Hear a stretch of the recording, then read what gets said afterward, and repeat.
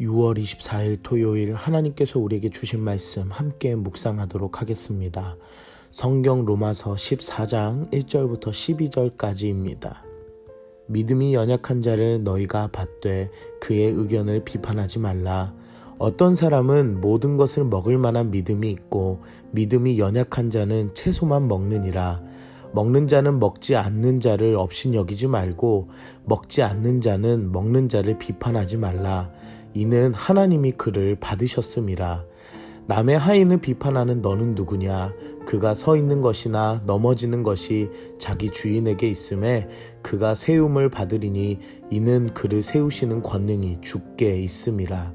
어떤 사람은 이날을 저날보다 낮게 여기고 어떤 사람은 모든 날을 같게 여기나니 각각 자기 마음으로 확정할지니라. 나를 중히 여기는 자도 주를 위하여 중히 여기고 먹는 자도 주를 위하여 먹으니 이는 하나님께 감사함이요 먹지 않는 자도 주를 위하여 먹지 아니하며 하나님께 감사하느니라. 우리 중에 누구든지 자기를 위하여 사는 자가 없고 자기를 위하여 죽는 자도 없도다.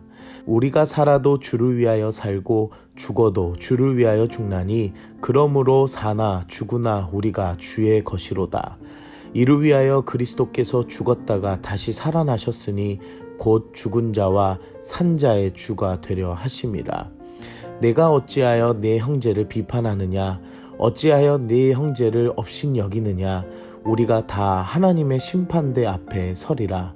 기록되었으되 주께서 이르시되 내가 살았노니 모든 무릎이 내게 꿇을 것이요 모든 혀가 하나님께 자백하리라 하였느니라.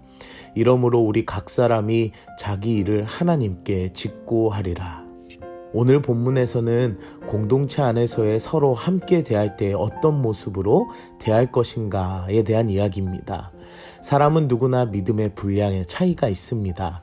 그러므로 신앙의 모습에서도 아기와 같은 신앙이 있는 반면에 어른 같은 신앙이 있습니다. 오늘 그 공동체 안에서 믿음이 연약한 자를 위해 어떻게 하는가에 대해 이야기합니다. 사실 오늘 본문에서 계속 반복적으로 나오는 단어가 믿음이고 또 하나는 비판입니다. 비판하지 말라로 시작해서 비판하지 말 것으로 마칩니다. 사랑의 은사는 내 자신을 겸손한 자세로 상대방을 사랑하는 마음으로 섬기는 것입니다. 하지만 오늘 로마교회의 문제점이 절기에서나 음식을 먹는 것에서나 상대방의 약점을 두고 대처하는 자세를 보게 됩니다. 믿음이 연약한 자의 상태는 자세하게 나와 있지 않습니다.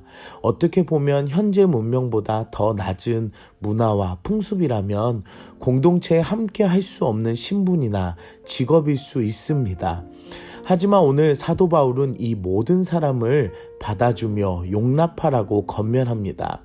하나님의 구원에는 사람의 출신이나 능력이나 자격으로 주어지지 않습니다. 그러므로 하나님 안에 공동체의 모습도 이와 같다라는 것입니다. 사람의 능력이나 경제소득이나 출신으로 하나님 안에 공동체가 모일 수 없습니다. 그것은 세상의 방식이며 하나님이 기뻐하시지 않는 것입니다. 누구나 사랑할 수 있고 함께 할 수 있는 것은 우리의 자격이 아니라 예수 그리스도의 구원의 능력이라는 사실을 잊지 마시기 바랍니다. 우리도 그 구원의 힘을 얻어 죄에서 자유를 얻은 누구와도 같은 성도라는 것입니다. 대통령이 와도 유명 인사가 와도 하나님 앞에서는 죄인이며 죄를 해결함 받은 성도라는 것입니다. 그러기에 누가 강할 수 없고 누가 약할 수 없습니다.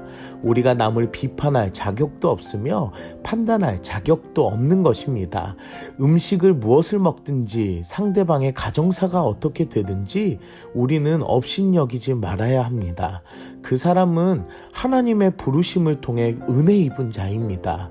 어떻게 보면 우리의 교만과 판단이 하나님의 구원하심을 업신여기며 방해하는 악함이 될 수 있습니다. 사랑하는 성도 여러분, 마음을 겸손히 여기고 먹는 것도 무엇을 하는 것도 주를 위한다는 마음으로 감사하게 여기며 우리가 자신을 생각하는 것이 아니라 하나님을 생각하는 여러분들 되시길 기도합니다. 사도 바울은 이렇게 고백합니다. 우리가 살아도 주를 위하여 살고 죽어도 주를 위하여 죽나니 그러므로 사나 죽으나 우리가 주의 것이로다. 아멘. 육신된 모습은 사라지고 오직 주만 드러나며 사람보다 하나님에게 집중하며 고백하는 여러분들 되시길 바랍니다. 비판과 없이는 하나님 앞에 심판받는 부끄러움이 됩니다. 형제는 사랑하는 대상이지 비판과 업신여기는 대상이 아님을 다시 적용하시는 여러분들 되시길 바랍니다. 오늘 우리는 무엇을 적용할까요? 사나 죽으나 내 것이 아니라 바로 주님의 것입니다. 비판과 업신여김은 내 안에 내가 가득 찬 사람들이 하는 죄입니다.